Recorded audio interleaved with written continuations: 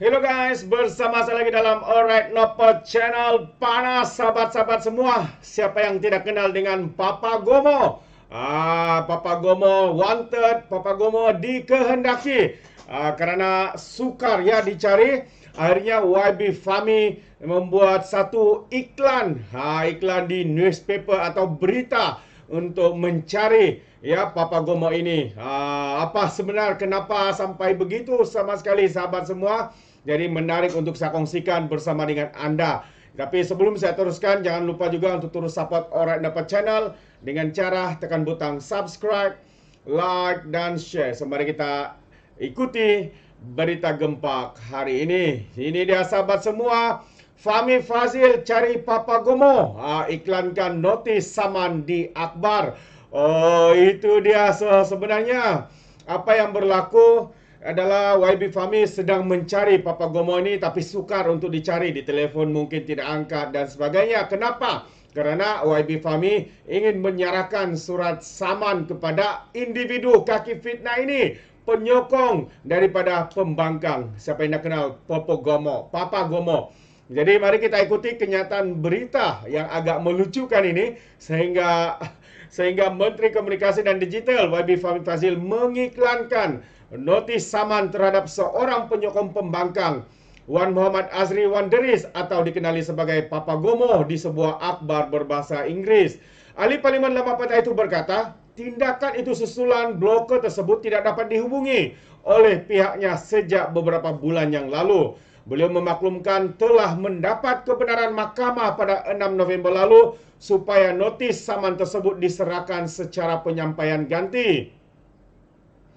Peguam saya telah cuba untuk menghubungi individu bernama Wan Muhammad Azri sejak beberapa bulan lalu. Ini terkait dengan kenyataan fitnah yang dibuat individu tersebut terhadap saya sebelum pilihan raya negeri PRN Ogos yang lalu. Katanya, oleh sebab surat saman tidak dapat diserah di tangan kepada beliau, Mahkamah telah memutuskan pada 6 November 2023 supaya peguam saya menyerahkan pemakluman secara penyampaian ganti, iaitu subtitle service, ya, kayak subtitle service seperti surat kabar, media elektronik dan sebagainya. Oleh itu hari ini notis tersebut telah diterbit dalam surat kabar The Star, katanya. Saman tersebut dipercayai berkaitan dengan kenyataan fitnah yang dibuat oleh Papa Gomo mendakwa Fahmi menyalahgunakan tempat beribadah, yaitu masjid, bagi tujuan kempen pilihan raya. Kata-kata fitnah itu disiarkan di akaun TikTok dan Facebook Wan Muhammad Azri pada 1 Ogos. Jadi pada pihak Majlis Agama Islam Selangor sebelum ini mengesahkan bahwa Fahmi sama sekali tidak memberikan ucapan berbaur politik seperti mana yang difitnah oleh defendant. Fahmi diwakili Tuan Arsy Ali and Company. Jadi kalau saya besarkan untuk kita melihat bersama keratan berita ini, ya, ini dia sahabat-sahabat semua, mungkin menarik juga ya untuk kita tonton bersama. Saya besarkan dulu. Kemudian mungkin kita boleh baca ya. So ini dia sahabat-sahabat semua. Surat kabar ya. Ya, di iklan wanted, dikehendaki. Jadi kalau kita baca di sini, dalam Mahkamah Tinggi di Kuala Lumpur, bahagian sivil, guaman sivil, nombor-nombor begitu dan begitu, ya, dari antara Fahmi bin Muhammad Fadzil, plaintiff, dan Wan Muhammad Azri bin Wanderis, defendant, notis penyampaian ganti bentuk iklan kepada Azri, kepada Papa Gomo. Itu alamat dia, tapi dia tidak dapat ditemui, tidak tahu hilang ke mana. Jadi kalau kita lihat secara details, ambil perhatian bahwa suatu tindakan telah dimulakan terhadap kamu di Mahkamah Tinggi Kuala Lumpur, Negeri Wilayah Persekutuan, dalam guaman sivil number seperti yang tertera oleh Ahmad Fahmi atau YB Fahmi, yang beralamat di nombor dalam Pantai Murni, Pantai Hill Park. Okey, itu alamat. Dan Mahkamah Tinggi telah memerintahkan bahawa penyampaian writ saman bertarikh 5 hari bulan 9 2023, penyataan tuntutan bertarikh 5 hari bulan 9, dokumen-dokumen tersebut hendaklah dilaksanakan dengan cara penampalan sesalinan dokumen-dokumen tersebut bersama perintah bertarikh 6 hari bulan 11 2023 bagi penyampaian ganti pada papan kenyataan di Kompleks Mahkamah Kuala Lumpur dan alamat terakhir kamu di Villa Danau.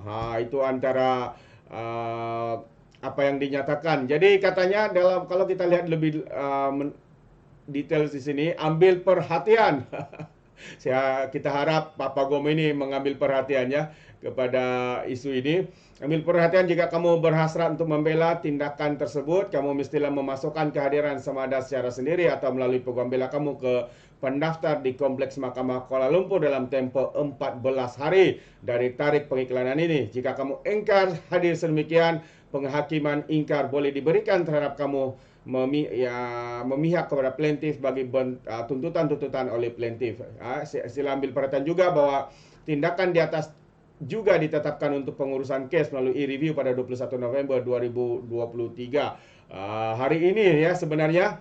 Jadi sahabat semua, ya, ini agak melucukan ya, sehingga keluar surat kabar ya, surat kabar iklan. Kerana apa? Kerana Papa Gomo ini dikatakan tidak dapat dijumpai sahabat semua, tidak dapat dicari, tidak dapat dihubungi untuk YB Fahmi menyerahkan surat saman kepada beliau. Jadi maksudnya kalau sampai 14 hari ini masih juga tidak mengendahkan, maka dia boleh diambil tindakan sebagai menghina mahkamah dan YB Fahmi boleh menuntut setiap tuntutan yang dikemukakannya. Itu dia, terbaik dan amat mengejutkan sahabat-sahabat semua. Jadi kenapa ya kaki fitnah ini, mungkinkah dia merasa takut ya sehingga tidak berani untuk berdepan untuk bersemuka dengan saman yang ya dibuat ya oleh YB Fahmi ini kerana fitnah, kerana tuduhan yang dilemparkan kepada YB Fahmi kononnya menyalahgunakan masjid untuk menyampaikan khutbah ataupun ceramah ya berbau politik. Tapi hakikatnya semua itu tidak berlaku sahabat-sahabat semua. Alright, sebelum kita akhiri, saya ingin kongsikan satu lagi berita panas yang baru saja kita terima, yang mana Ketua Polis Negara memaklumkan ya polis akan rakam keterangan Mr. H.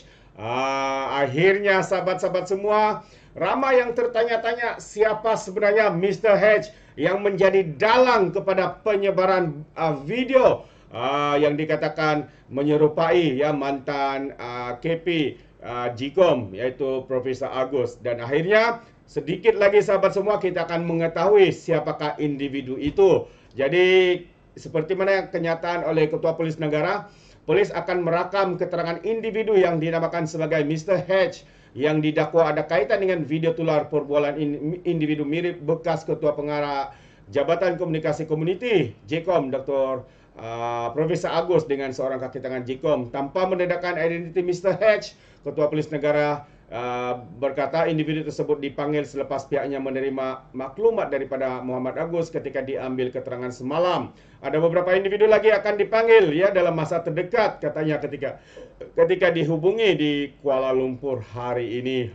Jadi sedikit masa lagi sahabat semua. Jangan risau, harap bersabar ya.